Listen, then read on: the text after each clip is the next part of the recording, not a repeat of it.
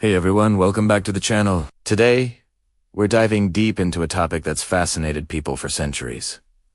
Gold. More specifically, we're re-asking a huge question.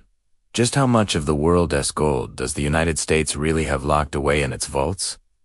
Is it as much as the movies make it seem? Let's find out.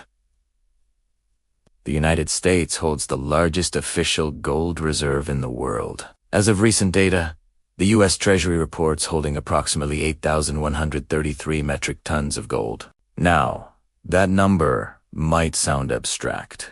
So let's put it into perspective. A standard gold bar, like the ones you see in heist films, weighs about 400 troy ounces, which is roughly 12.4 kilos. So 8,133 tons is equivalent to over 650,000 of these standard gold bars. If you were to stack them all up, the pile would be immense. And at today's prices, the total value is staggering, hovering around $500 billion. That's a 5 with 11 zeros after it. But where's all this gold actually stored? Most people immediately think of one legendary place, Fort Knox. And they're not wrong. The United States Bullion Depository in Fort Knox, Kentucky, is probably the most famous gold vault on the planet. It's a fortress, renowned for its seemingly impenetrable security. We're talking about granite walls, a bomb-proof roof, and a 20-ton vault door. Inside, Fort Knox holds the majority of America's gold, around 4,583 metric tons. It's a symbol of American wealth and stability, so secure that during World War II, it even housed the original copies of the Declaration of Independence and the U.S. Constitution. However, Fort Knox isn't the only place. A significant amount of gold is also stored in other locations. The second largest stash is at the United States Mint in West Point, New York, holding about 1,682 metric tons. Then there's the U.S. Mint in Denver, Colorado, which safeguards another 439 metric tons. What's fascinating is that not all the gold held on U.S. soil actually belongs to the U.S. government. The Federal Reserve Bank of New York, located in Manhattan, holds an incredible amount of gold, but much of it belongs to foreign central banks, governments, and international organizations. They store their gold there because of New York's position as a global financial hub and the perceived safety and stability of the United States. The New York Fed's vault is one of the most incredible in the world, located 80 feet below street level, resting on the bedrock of Manhattan. It holds our own 6,190 metric tons of gold. But only a small fraction of that is owned by the U.S. The rest is essentially a service, a safe deposit box for the world's nations. So, if we have 8, it puts the U.S. firmly in the #1 spot for official reserves. The next country on the list is Germany, with about 3,355 metric tons, less than half of what the U.S. holds.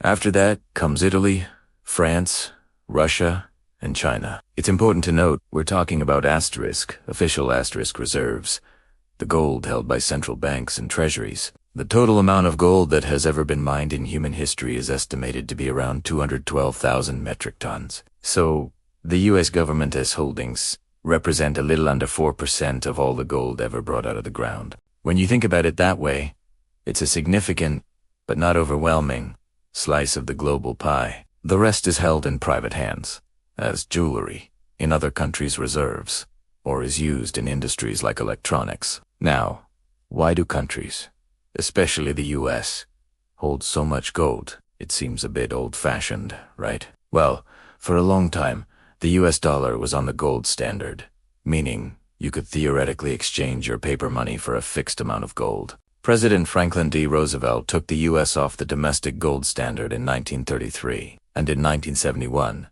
President Richard Nixon completely severed the link between the U.S. dollar and gold for international transactions. This ended the Bretton Woods system, which had defined the global economy since World War II.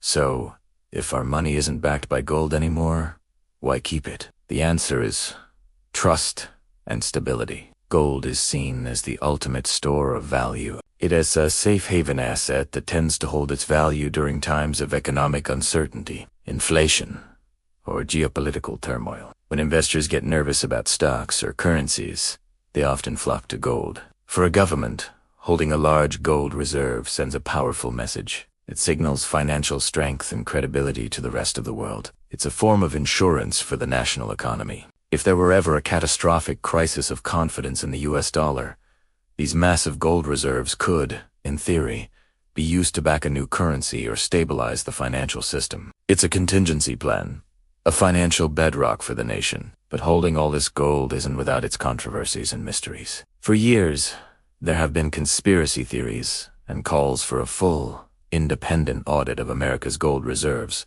People question whether all the gold is really there. The U.S. Treasury does conduct annual audits, but some critics argue they aren't transparent enough. The last time outsiders got a significant look inside Fort Knox was in 1974, when a group of journalists and congressmen were allowed in to quell public fears. Since then, access has been extremely limited, fueling speculation. Proponents of an audit say it would restore public trust, while the Treasury maintains that its internal processes are thorough and sufficient. This debate adds a layer of mystique to the already fascinating story of America's gold. Another interesting aspect is the changing landscape of global gold ownership. In recent years, countries like China and Russia have been aggressively buying gold to increase their reserves. Why? They are looking to diversify their assets away from the US dollar. For decades, the dollar has been the world's primary reserve currency, meaning most international trade is done in dollars. By building up their gold reserves, these countries are hedging their bets and reducing their dependence on US monetary policy. It's a slow-moving but significant shift in the global financial power balance. While the US still holds a commanding lead in gold reserves, the gap is slowly being closed by other ambitious nations. This trend is something economists and political analysts are watching very closely. So, let's recap what we've learned. The United States holds the world's largest official gold reserve, with about 8,133 metric tons, valued at roughly $500 billion. This massive hoard is primarily stored in high-security locations like Fort Knox, West Point, and Denver. While the US dollar is no longer backed by gold, these reserves serve as a crucial symbol of economic strength, a hedge against crisis, and a foundation of global trust. And while the US holds the top spot, the world of gold is dynamic, with other countries actively increasing their holdings, potentially reshaping the financial landscape of the future. The story of America's gold is more than just about a shiny metal. It's about power, trust, and the very foundations of our global economy. It's truly a fascinating subject that blends history, economics, and even a bit of mystery. What do you think about the US holding so much gold?